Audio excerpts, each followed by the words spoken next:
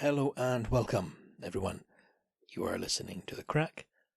This is the podcast where I ask you what's the crack. So what's the crack, guys? Get in touch, let me know. And we'll see how everyone's getting on. But how are you getting on? How are you doing? How have you been? It's been 2 weeks, somehow, since the last episode. I don't know how that's happened. Time just doesn't stop. Doesn't slow down. It's not fair.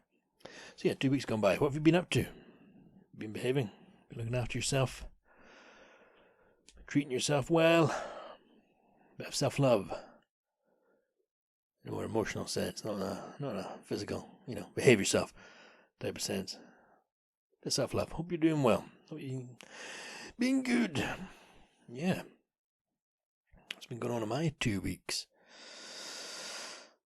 Well, not a lot. I don't know how 2 weeks has gone by. I don't know how it's just kind of freaky, to be honest. Yeah, just, the usual.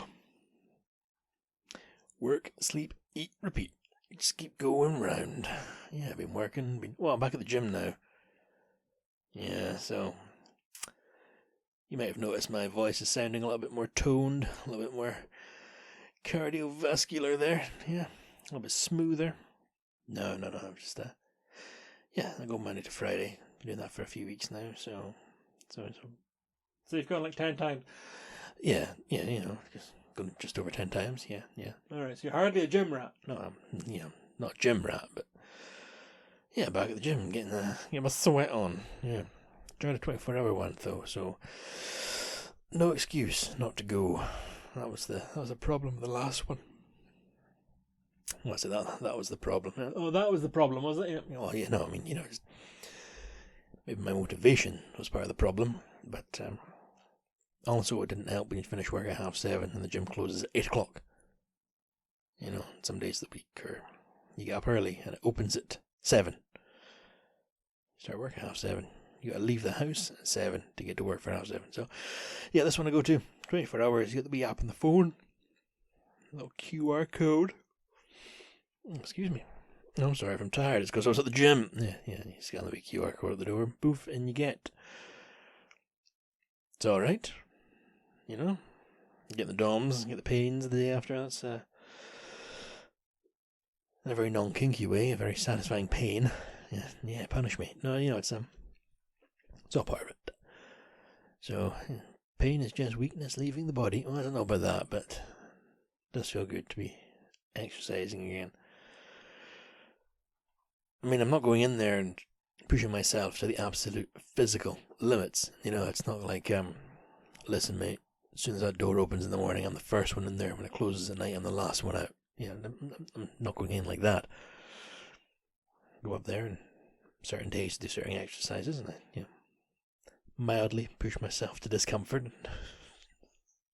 I push a wee bit beyond that, alright? It's not don't just push to discomfort. You gotta go through it. Yeah. And then every second day, so 3 times a week, because I go 5 days, so Mondays, Wednesdays, and Fridays, I run.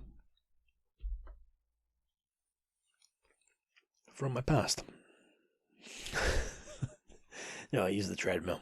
Do a nice little raise the incline to 1%, walk at speed 5, run at speed 10. Do that off and on. I've got this app for it's a couch to 10k thing, but I used to do it in the woods, but I do it on the treadmill now. And what I'm going to do is once I can do 5k on the treadmill, I'll just stop, because that should take 30 minutes at the speed I do. And I think 30 minutes for 5k is respectable. So, these yawns. Yeah, we'll do that. So that's kind of been my focus. Self-focus. My focus. Focus on me. Been exercising. And I mean, it's concerning because the notes on my phone, even when you buy a new phone, they swap over. Like same with contact numbers and photographs and things. So the notes on my phone still have the information for when I was going more regularly. I'll try that again. Regularly to the gym a while ago. And I simply cannot lift the same weights. It's a bit disheartening, but that is what happens. In life, you get weaker if you don't maintain. So, hopefully I'll get back to that, and hopefully my cardio will improve. Because, yeah, I can hear myself breathing on the treadmill, and I'm like a fucking bagpipe somebody's stuck a dagger into. It's not a healthy sound. So, yeah, we'll see if that improves. And, I was going to say watch this space, but listen to this area. I'll update you, no doubt. Do you go to the gym? Do you exercise? Maybe you do. I hope you do. Makes you feel good about yourself. Yeah. Although I was in there today, and the fire alarm went off. Nobody reacted. Nobody left.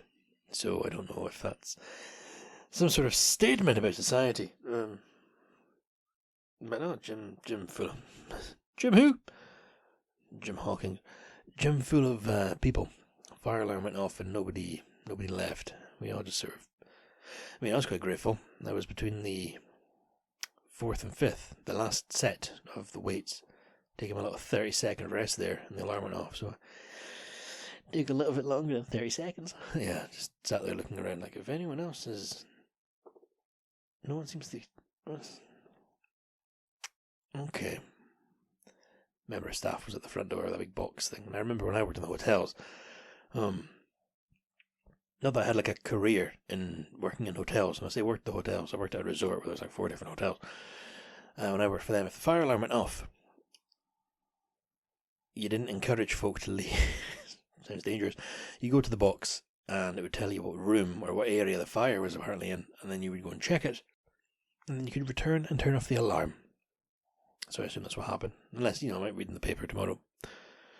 Gym burns down. Yeah, so that's what I've been up to, guys. That's what I've been up to, Pumping iron. Lifting the lead. Pushing myself. Yeah. What else has been going on? I'll tell you what, last night, I had a bit of a panic. I say panic. I didn't break a sweat. My breathing didn't increase. I'm not going to at the gym. I'll tell you what, guys, you want a life-changing experience. Yeah, so days off, and got my contact lenses, because I like to see without my glasses on.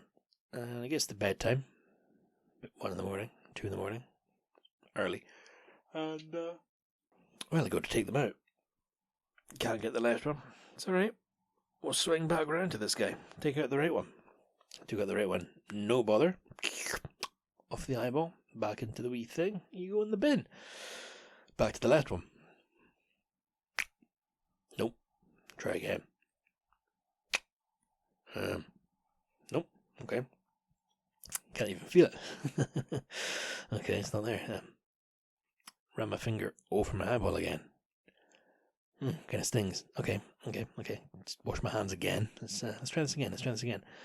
So I go right up to the mirror, face as close as can be to the mirror, and I, with my thumb and index finger, tweeze open my eyelid. Big eyeball, looking right back at myself. It's really weird. If you never look at yourself really close in the mirror, check it out. It's kind of like existential. But so I'm looking right into my eyeball in the mirror. I'm having this moment of like, you are you looking into your eye. You are a person. Just focus. Okay. Just focus there. And I can't see the contact lens. Sometimes there's a wee sort of tiny little blue line that goes around the centre of your eye. Okay, this isn't good. And I'm just full on like fingering my eyeball now. I'm like run my hand all over it, like trying to just grab it. And like at points I'm actually like gripping the eyeball. Nothing's coming off. So I'm okay, cool. My eye's fucking bloodshot to fuck. It's red at this point. Back through to the room I'm in just now, and on my desk here I've got these little eye drops, so I drop it on the eyeball. Stings, but alright, cool. Internet is telling me, if you moisten the eyeball, it might loosen the contact lens. Alright, cool, let's do that. No, it's not there. So what do? I went to bed. That's fine. Woke up this morning feeling fine, and when I put on my glasses, to go to the gym, when I put on my glasses, I could see fine. so I'm assuming it's not on my eye anymore. And then anyway, when I got home from the gym, I showered and put in new contact lenses. So I'm not seeing super with my left eye. I'm seeing just regular. So I'm assuming it fell out at some point. I didn't notice. Which makes me wonder, how much do I really need them? I don't even notice when they're gone. So there's a little story for you there, guys. The contact lens. Where did he go? I don't know. I do not know. Was he even in to begin with? Who knows? Who knows? Yeah, if you want any more of the what's been going on in our bathroom, you dirty bastard. Weird smell coming from the sink. Kind of concerning, as we only use that sink for brushing our teeth and washing our hands. I suppose I shave in it sometimes. Yeah, it's not kind of a sink pisser or anything like that, but here's me at work doing my thing, just working away. Charlotte, zzz. Hi. That's our reply. Hello. Hi, just wondering, did you put anything down the bathroom sink? It smells funny.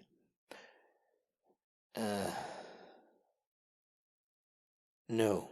Charlotte, no, I didn't put anything down the bathroom sink, other than taking a shit in it. I didn't know. What the fuck? No.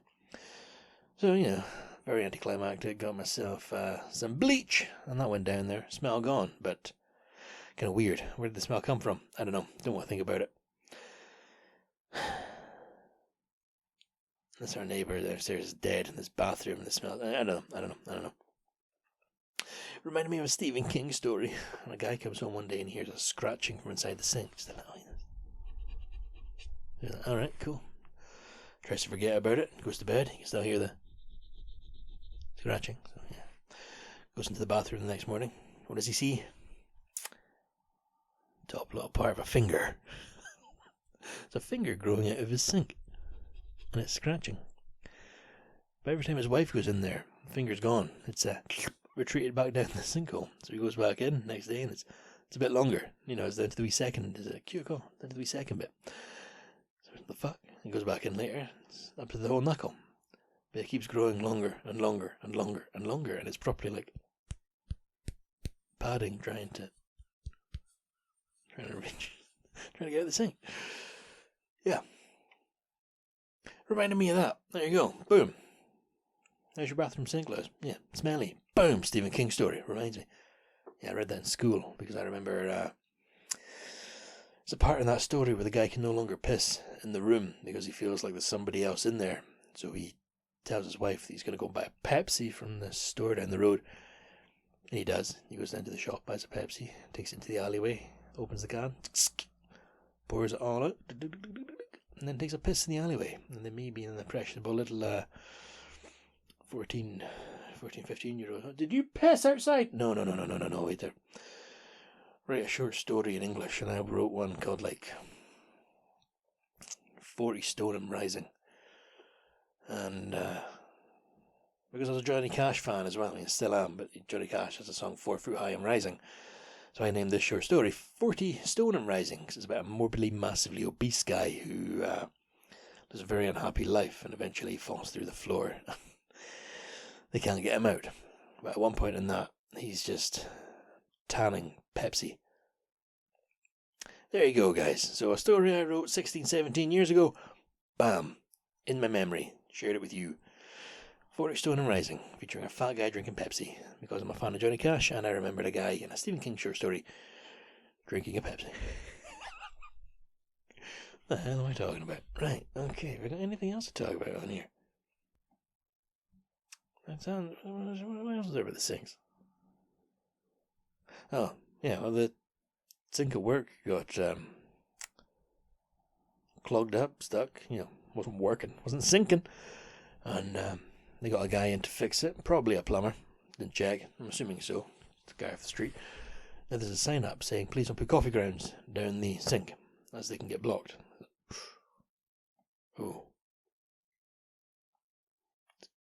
Kind of what I use the sink in our kitchen here for. So Charlotte has been telling me for a long time, put them in the fucking bin! So, she doesn't say it like that, but yeah, apparently they can clog the sink, because they certainly have done at work. So And I put the coffee grounds in the bin. But it's a whole other thing, because instead of just pouring the fucking coffee grounds in the sink and turn the tap on and watching them swirl away, and then the water goes all murky for a second with the coffee, and then before you know it's clear again and satisfying as fuck, now you have to go to the bin and pour it out, and they're all wet and slimy, and then, it's just, I don't know, it's like 4 seconds of my day I could do without.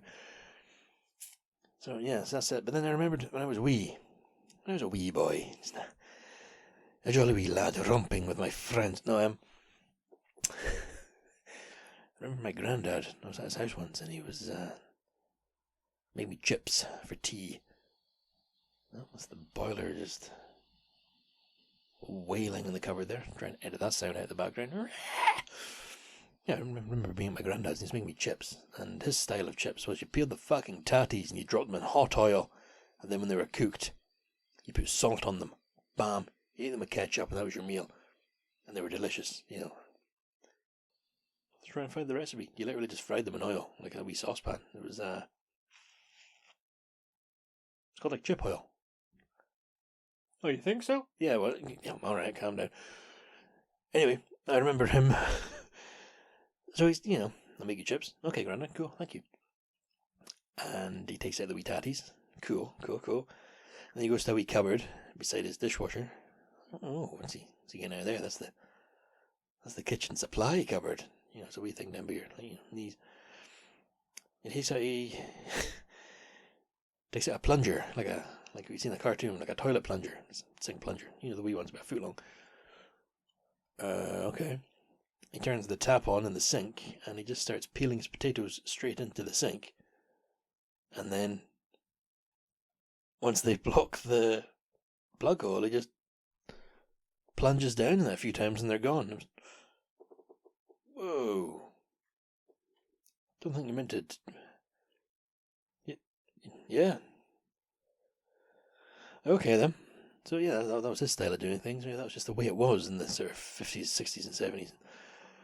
Yeah.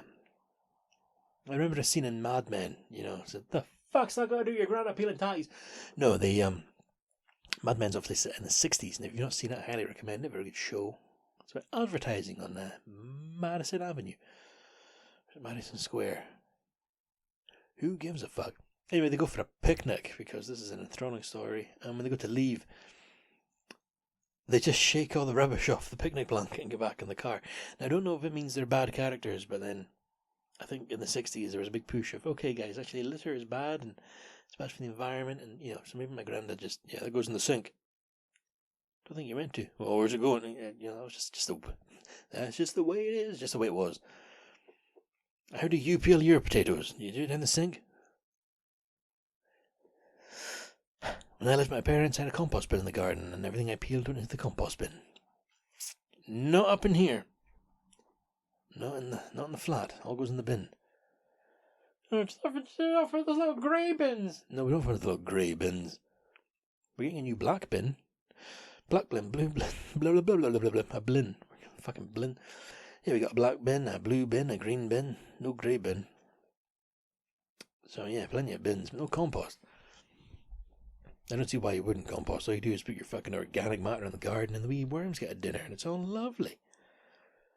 Yeah. Yeah, so I wait for that to arrive. Just a knock on the door, open the door. Sure, there's a bin here. Skinny black bin. Speaking of things arriving, maybe you've already got them. We got our polling cards. Yay! So now we can vote. And if you're not one of our British cool listeners, because we're all friends here, guys, it's a community. This is the crack community. Not the crack den. That's not very appropriate. This isn't. Let's not call it that. Yeah, if you're not one of the British listeners, we've got a general election coming up. So it's a bit of excitement. I do love to vote. Go up to the old school there, and that weird smell brings me back to being a kid, which is funny because it's a different school. It's not the school I went to, but obviously there's some sort of chemical in the wood. Yeah, you get to go in, check your wee box. Yeah, go democracy. Yeah, it's coming up. So I highly encourage you, if you are able, please do vote. And even if you don't want to. You know, it's my right not to vote. Yeah. It is. Absolutely, it's your right not to vote. Even if you don't want to, go in there and draw a cock on the voting form, all right? But take your time. Take your opportunity in the line. You know, that is a fantastic privilege that we get to vote. And I'm not even saying, like, you know, if you're going to vote the same way I am, definitely do. And if you're not, then don't. You know, even if we disagree. Maybe we do. Everyone's got their own story. That's the fantastically amazing thing about voting, is it all comes down to the person. I'll be honest with you, I voted once in my life for something I didn't believe in, and as soon as I let go of the ballot into that wee box, my stomach went tight and I knew it was the wrong decision. So all you have to do is just very briefly, even, you know, I mean, they're all on the news talking shite and all trying to one-up each other and all that sort of thing. Just find someone that you agree with. And I'm not going to try and tell you, if you're a bad person, maybe you're a bad person, you find a bad person. You know, everyone has their own story. Whatever your circumstances, just find that one you like, you agree with, you gel with, you find to be the most accurate, and vote for them. Okay, and if you truly don't know who to vote for, if you're doing not as great as you'd like to be in life, find somebody who stands for what you'd like things to improve on, vote for them. And if you are already doing well in life, find somebody who's going to improve it for those who aren't doing as well. Does that make sense? And yeah, if you truly don't know what to do, just go in there and draw some fucking swastikas beside the UKIP one or whatever, and some cocks beside some certain political parties. You know, I don't even think UKIP's on it anymore. I think Reform were then the sort of ones of that ilk, if you know what I mean, the sort of anti, I don't know how to put it this way, anti-progress. In the same sense, conservative values means to go back a little bit. The reform, what does that mean? Put it back to the way it was. Were things better? Arguably, perhaps. You know, it's up to you. Read about them, listen to the radio, watch their debates. Buy a newspaper. Well, actually, don't buy a newspaper. Here's a magazine I like. I'm showing it to the microphone. No, it's called The Week. I don't buy it every week, because it does cost £5 an issue. Fucking hell, it's not £20 a month. And what that does is it sort of collates bigger news stories. Well, not just bigger, it collates news stories from from some of the publications in the UK. So instead of getting the Times and having a very conservative view of things, or just the Guardian and having a very sort of liberal view of things, The Week gives you different scatterings from them. So you get a more, not entirely, a more unbiased. Pick your words there, Lewis. A more unbiased overall view. But, you know, people are people. You're going to pick your camp. Some folk find a political party and they can't see past not voting for that, no matter what happens. It's, no, I've always voted for them. Is the boiler back on again? Yeah, for instance, I voted for SNP quite a few times. Am I going to vote for them this time? Who knows? I don't know where I'm going with this one, but it's coming up. I do encourage you highly, if you get the opportunity, please do express your right to vote. It's quite wonderful. I'll get off my soapbox. I mean, I'm not making a point, you know. You'll know in your heart who you really want to vote for. And if you don't, just read a little bit. You know, but always remember. I'm not saying they're full of shit, but a lot of them, I think once their arses touch the leather seats of Westminster, something changes. You know, I'm sure a lot of them get into it for the right reasons, but as soon as they get this little, ooh, I quite like this, things change. So, look at the party, not the person. Find the values of the party. Okay. Politically, I'll leave you there with that, because I don't know what the fuck I'm talking about. Nobody does. Nobody knows it. If somebody did know it, they would all be sorted. Yeah. Anyway. And another thing, right, this isn't political, it's just something that's pissed me off. Every time I open Spotify, I don't know if anyone can help me with this. Yeah, it's quite the, change of direction here. Spotify, every time I open it, I wrote her name down. So I listen to, if you know me, sort of rock music from, not heavy rock, I like Creedence, I like Tom Petty, I like Bruce Springsteen, I like that kind of rock. Sometimes I've got a playlist for early 2000s rock, it brings me back. Some Red Hot Chili Peppers and you probably call it indie music, some of that. And then sometimes if I'm driving along at night in the dark, I like some smooth jazz, because I genuinely do. It's very relaxing. Now, every time I open Spotify for the past few days, it brings up Sabrina Carpenter, and it doesn't play the song, but it comes on. And I don't want to listen to her. I've never selected her music. I've never searched her. I mean, even now I've not Googled her. I wrote her name in the notes because I was, I can bring this up in the podcast. This is interesting. I don't know who she is. And Spotify just keeps you should listen to her. I don't want to listen to her. I don't want to. Please stop. Yeah, but you should. No, I don't want to. You're not hearing me. I can tell from her photograph. That's not my type of music.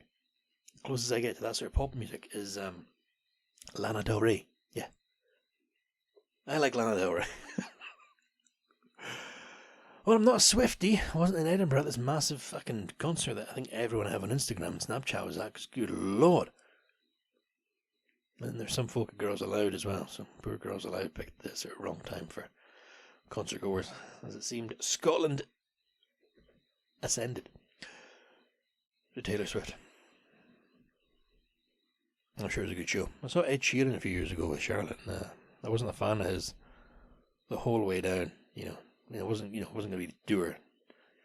Charlotte was buzzing for it and loving it, so alright, cool. I was excited too. I was excited for her.